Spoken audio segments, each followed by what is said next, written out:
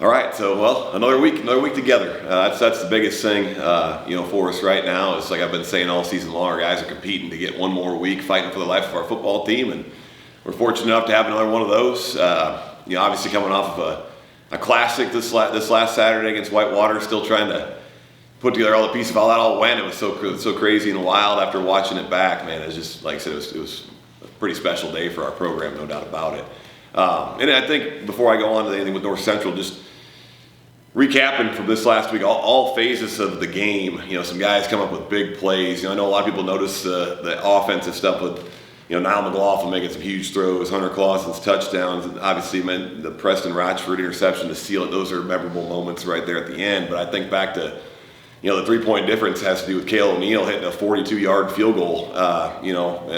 Huge kick at the time that you look back at how big a moment that was. So special teams, our ability to cover the kickoffs, our ability to kind of hold our own in the field position battle. That whole phase of the game that I think maybe got overlooked a little bit after the game. I wanted to bring that up here today. And then, again, obviously, we talked a lot about the offense and the defense on Saturday. So just a special day, like I said, for our program. And so moving on to North Central this week, these guys are the real deal. There's no doubt about it. You don't win as many games in a row as they have and win the national championship last year and multiple times without having an excellent football team. So, we know we're going to have our hands full. They got great balance on offense. They've got a really strong defense. They do well on all phases, and so hey, we got a big time opponent coming in here. But like I've been saying, we get to put the black jerseys on and play in Walston Hoover Stadium. I feel like anything can happen, and we still again this week like our chances.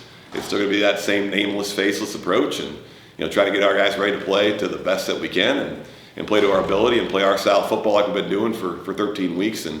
We feel really good about that if we can get that done. So that's where we're at right now. You just touched on Cale. First 40-plus yard field goal for the program in 15 years. What gave you the confidence that Cale was going to boot that one through from that distance? Yeah. I've been talking a lot about Cale over the last couple of years. I've got a lot of confidence in that kid. It's not always the distance of the field goal doesn't always go down to what I think about his legs. Some of it has to do, our operation. What's the operation time? What's their rush like? There's a lot of things that go into having a successful kick. It's not all about just the kicker. But at that moment, I just had a lot of confidence in him. I've been seeing him do it in practice consistently. I feel like our snap hold timing has gotten a lot better throughout the years, so I've gained a lot of confidence where that's at right now, and just really felt solid about that team at that time. And Cale's tough, man. You were with that guy in the off season, and a lot of times people think about the kicker, and maybe he's not the most athletic guy or the most. He doesn't do all the same work the other guys do. I think Cale does everything the other guys do. He is busting his butt all the time in our off season. He's in the weight room, moving weight, competing. He's as athletic of a guy as we've got in our team, and so when you got a guy like that that's competitive, you just know the guy can come through in any situation, and obviously he came up big, on Saturday. How big of a challenge is this for your defense Saturday? Yeah, this will be the best offense we've seen. There's no doubt about it. I think you can pull up the statistics and figure that out pretty quickly. They're very efficient. They're very balanced. I said it last week. I really felt like Whitewater would come in here and try to run the football. I mean, I think they had a little different game plan than what we expected early in the game, and we were able to adjust to that. But I really feel like this is a team that they're going to come in here and they're going to try to run the football. That's what they hang their hat on. Rushing for over 300 yards a game right now. Their quarterback can run. They've got a stable of backs that can run. They've got a wide receiver they bring in the backfield that can run. So they're going to run the football, and that's our strength to stop in the run. So I feel like that part of it, if we can get that going like we've been doing all year long, and start having to have them throw it to win, and then I'm going to like our chances. But it's going to be a strong, balanced offense, a really good offensive line, and a ton of weapons that have played in big-time games and have proven they can win a national championship. So, like I said, we'll have our hands full, but like I said, we've been kind of, I think, overcoming that all year long. Going back to last week a little bit, you're down 21-3. Coming back from 21-3 against anybody is tough, but you did it against a team you'd never beaten before, a program that's won 6 national championships. I mean, first off, it registered you like how big that is, and what can that do for a team moving forward into the semifinals? There's no doubt. It took a little while to kind of sink in that all happened. That's what I guess I was saying at the beginning here. Just Saturday when I did the post-game conference, I was proud of our team, but like you said, just to realize, oh man, we were down 18, and they get that kind of pop-up kick right after that too, where you're just totally backs against the wall. And so for us to be able to find a way to fight back in that game, for our guys to maintain their composure, stay confident, believe in each other, Yeah, I mean, that's going to be huge moving forward. You know, every week here on out, there's only 4 teams left. Every game is going to be, it's going to be a battle. And there's going to be times in the game where things aren't going to go your way. I wish it was going to be perfect the rest of the way out, but we know that won't be the case. So feeding off of knowing that we've been in that situation with our backs against the wall, against a team like Whitewater, who's, like I said, a perennial power, multiple-time national champion, knows how to win football games. I think carrying that with us moving forward is going to be a huge thing for us. I think not only this year, but in the future of our program. You get a win like that in a situation like that, there's a lot of guys who are going to come back next year who are here for that, and I think that's going to make a big difference not only in the next couple of weeks, but also down the road as we continue to try to put our name in there with the Whitewaters and the North Centrals and the St. John's, the Mount Unions, and all that, and just trying to keep building off of the success we're having right now.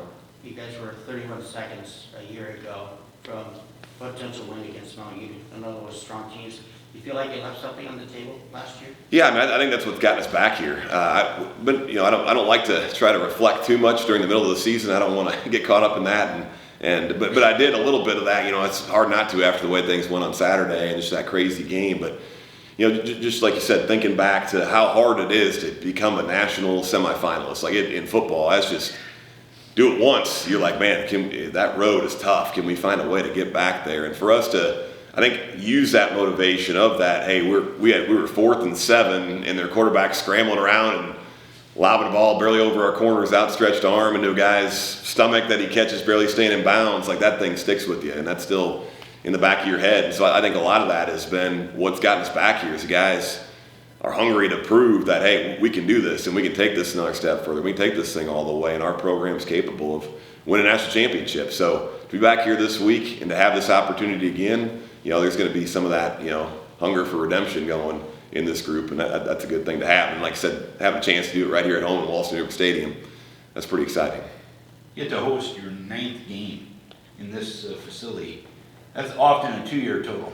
Yeah. You get to do it in one season. Does that sink in yet? It had. Yeah, when you just said that right now, it's like, well, I didn't really think about that, but it's almost 2 seasons worth of home games in 1 year. I mean, it's obviously it's unprecedented around here. I know, some of the schools that we've been playing here lately probably have had that experience before, but for us, that's special. We're seeing. We always kind of thought, even like thinking back to last year's Mount Union game, if that thing was played out here versus there, how would that ending have gone? And so I think you kind of saw on Saturday, yeah, that does play a difference. That does make a big difference. There is a role played in who's the home team, and when you get in those tight games, how that thing comes out in the end, that plays a huge role. And I think the crowd we have out here, the confidence our guys have playing out there in that stadium, I mean, it's a big difference maker. And so to have a 9th opportunity in one season, there's no doubt that's super special for us.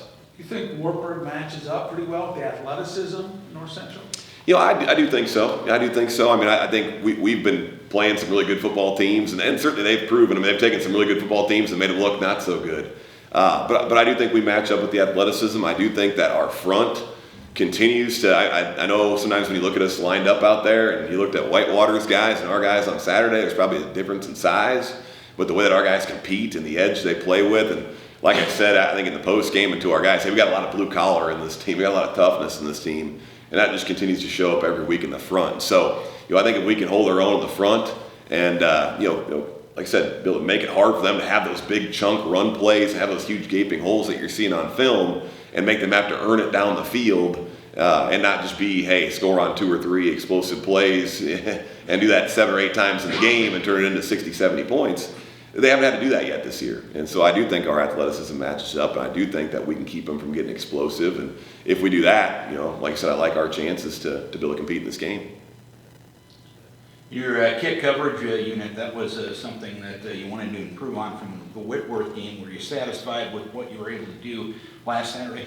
Yeah, really excited about that. I mean, it was a point of emphasis, no doubt. After that Whitworth game, I feel like so when we get in the playoffs, the amount of time that we spend on the previous game, like how much we're going to spend on sitting down and breaking that all the way down and watching what happened on Saturday. We're going to pick out some things here or there and try to make sure we correct some issues, but we don't spend the same amount of time on that game as we would during the regular season. And we started noticing, getting through Whitworth, like, geez, special teams. We usually have a full special teams meeting on a Sunday that we go through everything that happened in special teams. We hadn't done that for a few weeks. We're like, hey, we're on to the next. let's just keep working on to the next. Let's get a head start. Let's get ready to go next week.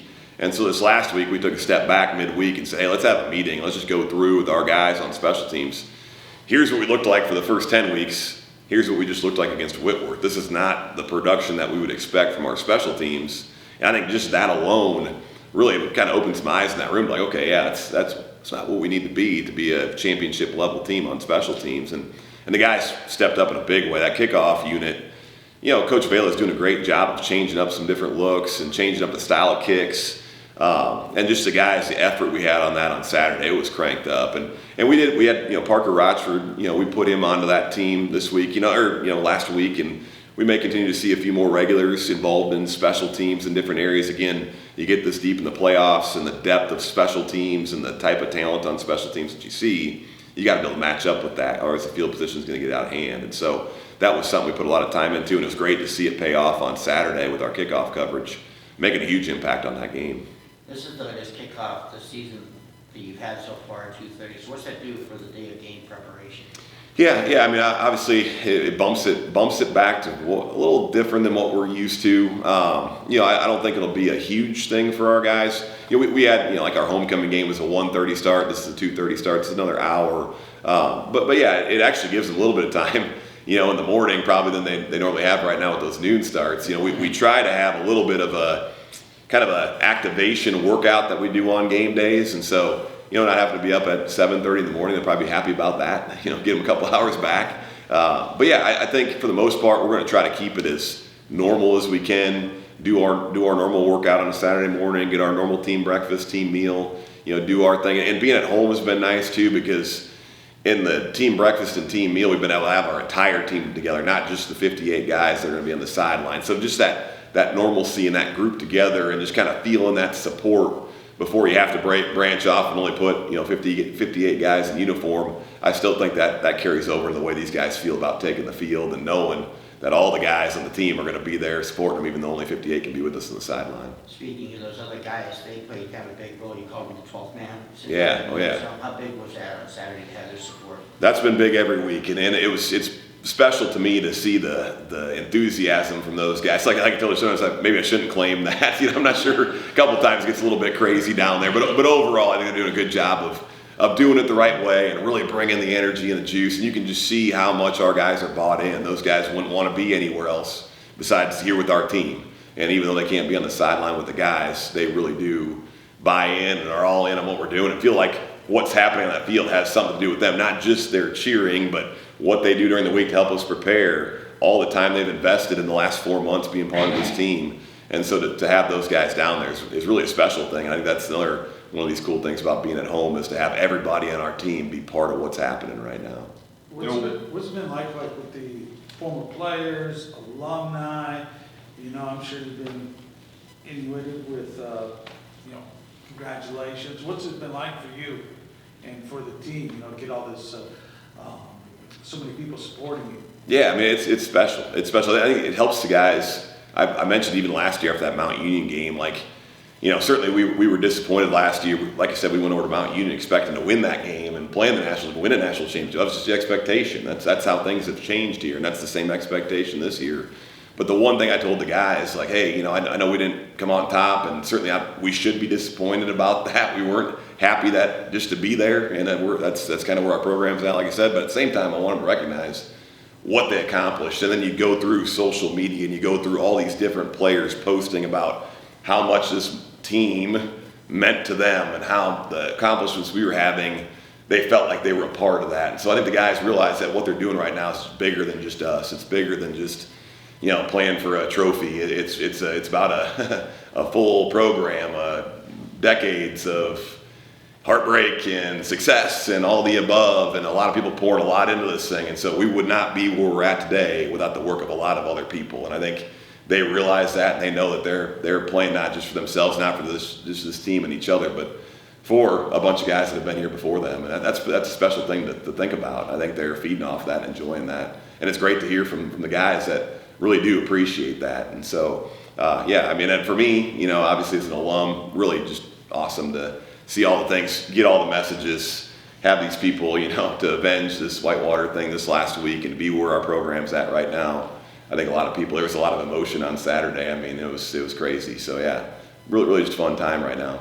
How much do these guys draw? I mean, obviously your school's won multiple wrestling championships, cross-country and track has had success, and women's basketball. How much do they draw for the success of those other programs? Yeah, I mean, I think that's just the way our athletic department is around here. It's competitive, right? Like, you see these other programs having this national success, and you want to see your program do that, and you want to be able to match that, you know. And I think that's one of the things that makes Wartburg so special is across the board there's success happening right now. And I think as a prospective student athlete, when you come on a recruiting visit to Wartburg and you walk out in that Hall of Champions, and you're like, you could go to most places you go, they don't have, you know, half that number of trophies. Like our trophy cases are falling apart because the trophies are too heavy, you know. I mean, like, stuff like that, you don't hear those stories anywhere else. And that's just, like I said, it gives you pride. And then to be one of the teams that's making some noise and making that happen and making this place special, definitely is something that we're proud of and continue to strive to do the best we can to hang in there with all the other teams that are having so much success right now. So it's a lot of fun to be around. I think success breeds success, and you see that at Wartburg for sure. And there's going to be obviously more stoppages on Saturday with the TV and everything like that. I know you try to keep things as normal as possible. Does that change your management of the game at all? You know, a little bit. It was strange last year, and I wasn't totally prepared for how that would go. But yes, I mean, there's times when, you know, you get that little extra time on the side where maybe you're thinking we could use a timeout for this situation or that situation, but you got a TV timeout coming, and that does make a difference. It also makes a difference just in your transitions of going from a special teams play into an offensive or defensive play or whatever it might be, just getting your people out on the field and being ready to go, and gives you a little maybe extra time to digest what you've been seeing for adjustments. So yeah, trying to make that an advantage versus a disadvantage is something that I think we'll be looking to do now that we've been through it once before and know a little bit more about what to expect. Is, hey, you got a little bit more time there to, without having to call timeout, to, hey, if there's something that we need to talk about or get adjusted or get fixed, hey, that's a pretty decent time to do it.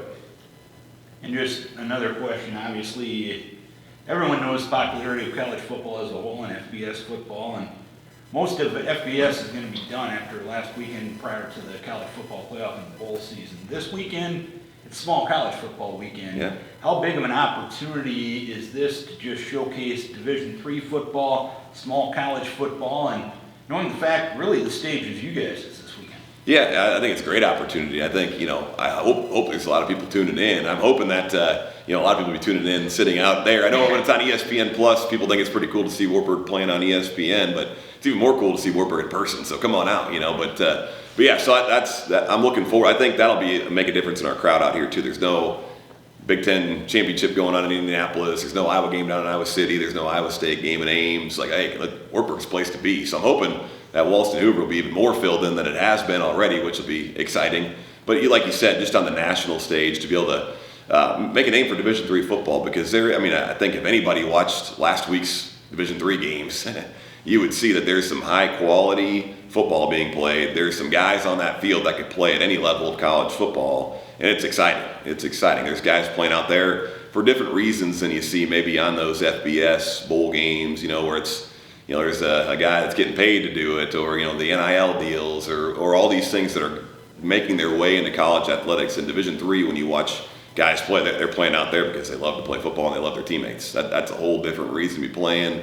The passion on the field, the energy that you feel, the fight that's out there. I mean, I think what happened in our game, you know, on Saturday, I don't know that happens at a lot of places because guys aren't invested in the same way. A lot of it is about their own personal gain. For us, it's about a team, and so that's one of the beauties of Division III football. And I think hopefully as many people will be tuning into those games and see those characteristics and see that quality of play that's on the field and realize that, yeah, Division III football it's for real. Talk about being on a national stage. Another layer of that this week is Owen Grover. It's been, you know, about a month and a half since it was announced, but can you tell us a little bit more about the Campbell Trophy and what his schedule looks like with that? Yeah, big week for obviously for our program and for Owen and all the things, the national semifinals, Owen for the Campbell Trophy. We'll probably find out at some point if he's going to be a finalist for the Gallardi Trophy. So a lot of things happen in our program all this week, but with the Campbell Trophy, I mean, if you know, people would like to tune in Tuesday evening, be 9 o'clock our time. The show will start on ESPN Plus. It'll be kind of the National Football Federation, their Hall of Fame, the NCAA Hall of Fame stuff's going on. The Campbell Trophy, all these different announcements are going on. And actually, Owen will get recognized on the telecast. All 15 finalists will get recognized in the telecast, and then they'll announce the winner. And so should be a pretty cool deal. So hopefully we'll have a bunch of people tuning in and to support Owen that way. He's already taken off today, so he's down in Las Vegas, and they've got a dinner tonight that he's going to be part of. And then he's got the main attraction tomorrow evening, and then he'll be flying back to Iowa on Wednesday to rejoin our team and get himself fully prepared for North Central. Obviously with the way things have adjusted in college football now, or just in football in general, just in the amount of technology you have for us to prepare him is a lot easier now. We've got an online playbook system where you can get all the notes and all the scouting reports. We've got obviously all the videos online, so you can pull up all the film that we're watching. Coach Cheddar can coach him up. Coach Cheddar, our defense coordinator, linebackers coach, can get him scored away from a distance. And when he's not doing something that's related to the Campbell Trophy, he's probably going to be on a call or checking on his notes from Coach Cheddar and get himself ready to go. So I feel confident that he will be ready this week for Saturday, and I'm hoping that he'll be bringing back some hardware with him from Las Vegas. So, it's a pretty special week for Owen, no doubt about it. Kind of piggybacking on that, Academic All Conference came out last week. 20% of your team has at least a 3.5 grade point average. We see the standard of success that you've set for yourselves on the field. What about this program allows that on-the-field success to permeate throughout other facets of their lives? Yeah, and I guess the way I would describe that is I would flip that in the way you just described it. I think it's what you see on the field is a product of what these guys do off the field. So I don't want to think that, hey, these guys are good at football and they take that into other areas. What I would like them to think is, hey, I'm going to be a great student. I'm going to be a great representative. I'm going to make good decisions, do things the right way. And by doing that every day in life, I can take that with me to the football field when it's time to get ready for football and apply those same rules. And I got a great chance to be successful on the field. I think that's what you're seeing is we've got kids on our team that, again, they have values. They do things the right way. They make good decisions. They believe in being a strong student. They believe in representing our college the right way. And when you do those things, it's pretty easy to have success in the field. If your main goal is to work hard for football and you want to go to college, I'm just going to work hard for football and kind of scrape by academically and sort of be a good person and just do enough just to get by in the rest of my areas, most of the time those are the guys that don't end up having the football success and can't be consistent enough on the field to be counted on. And so, again, I think that's a big part of it is, hey, if our guys know, if they want to be counted on the field, they want us to trust in them and what they can do on the field, they got to prove that to us off the field and what they do and how they handle themselves in all their facets of life. So, academics included. So, we're not looking to win at all costs here. We're trying to win, the right way. And so I'm proud. I'm very proud of the guys. I mean, I know last year we mentioned that. I think last year our team GPA at the end of the fall was 3.15 as a full team, which was the highest GPA as a team that we'd had in like the last 10 years. And that correlated into a team that was playing the national semifinals. So I think those things do go hand in hand. And that's what you're seeing again this year is some guys that take all areas of life seriously, and they have a great chance to be successful in football in that case. Going back to Owen Grover, we all have seen how well he's played here in his career. But if you put it in perspective, how valuable has he been for this team? And as far as how happy are you that he's finally getting recognition nationally for his play? There's no doubt. I mean, like I said, Owen is a prime example of how doing things the right way in all areas can carry over into success in the football field. So I'm happy that he's getting to become like in the spotlight of what Wartburg football is all about. Like I've been saying for a few years now, if I could pick one guy, and I've been around here for a while, one guy in the time that I've been at Wartburg between being a player and a coach and say, hey, this is what Wartburg football we want a guy to do and look like and be like, that's the guy. So I'm super excited that he's finally getting the level of recognition that he is. And it's got a little bit to me like it took too long for people to start recognizing that in my view.